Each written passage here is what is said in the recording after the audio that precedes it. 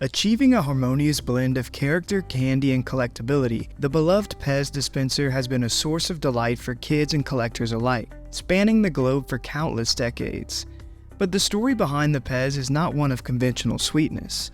It's a tale of unforeseen transformation, driven by the ingenious Austrian confectioner Edward Haas III and his goal to limit smoking worldwide.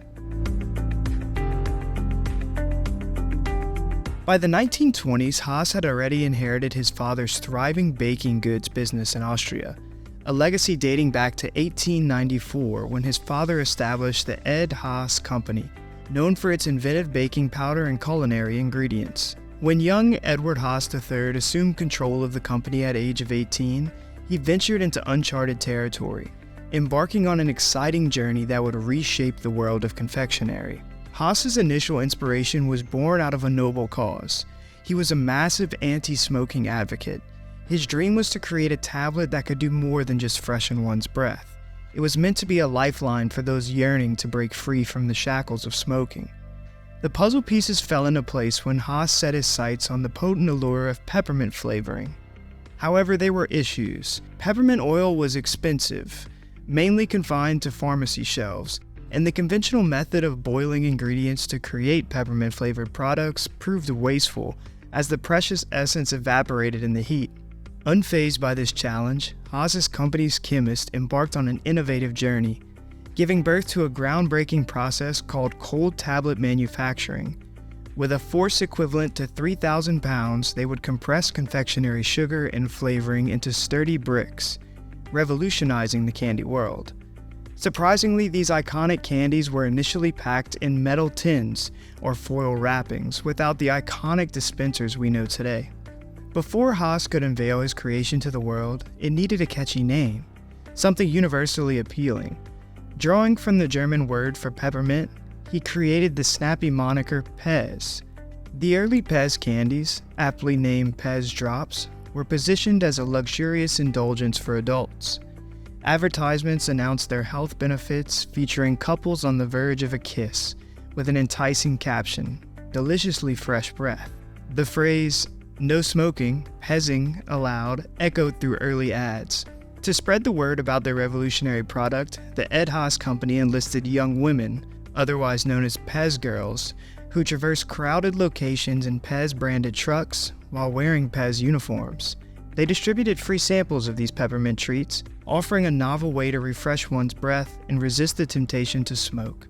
Pez's escalating popularity prompted Haas's company to shift gears.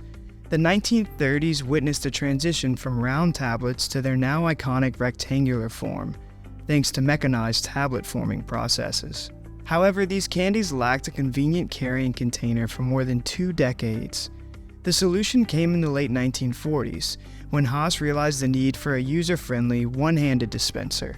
He enlisted engineer Oskar Uxa to create the ingenious solution.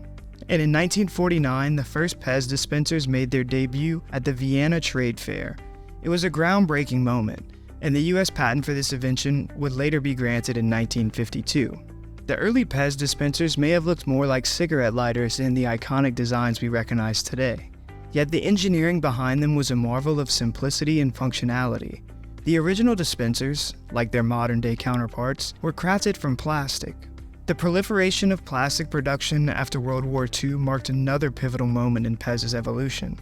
Raw materials were meticulously molded into specific shapes through various techniques, including casting, cutting, forming, and injection molding. Pez embraced the latter method, molding their dispensers with intricate precision. The first Pez dispensers, now fondly referred to as regulars, were a resounding success in Europe. Their convenience and one-handed operation made them immensely popular. To cater to the American market, Haas turned its attention overseas. Yet in the US, Pez's meteoric rise encountered an unexpected roadblock.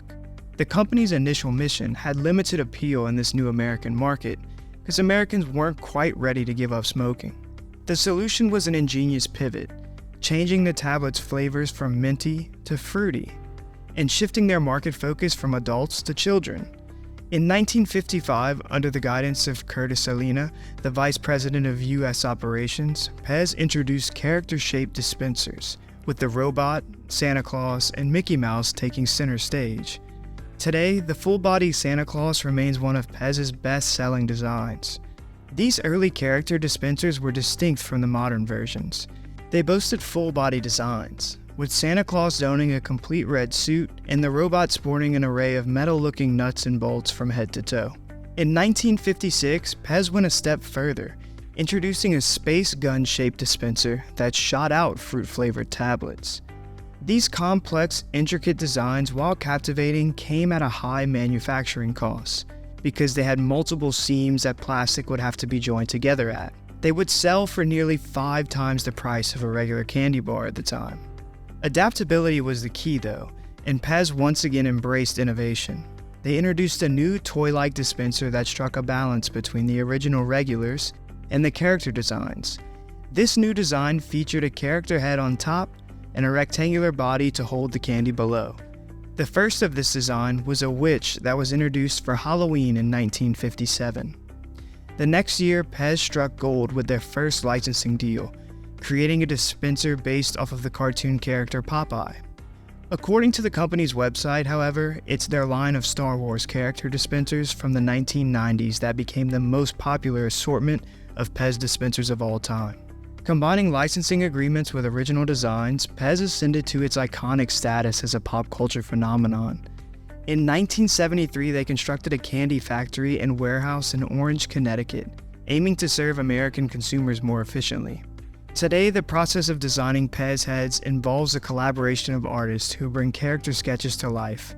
A sculptor creates a 3D mock-up of the head, and upon approval, the artist's prototype is used to create the machinery for injection molding, a similar process than they used in the beginning.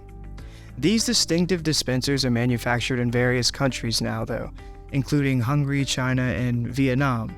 The fascinating journey of Pez from a novel anti-smoking tool to a beloved collector's item reaches its pinnacle in the hearts of enthusiasts who strive to collect every variation produced. Pez's real historical significance lies not only in its delightful candy, but also in its story of successful marketing and innovation that has spanned nearly a century. That's all I've got for you on the history of Pez. Catch you in the next one. See you then.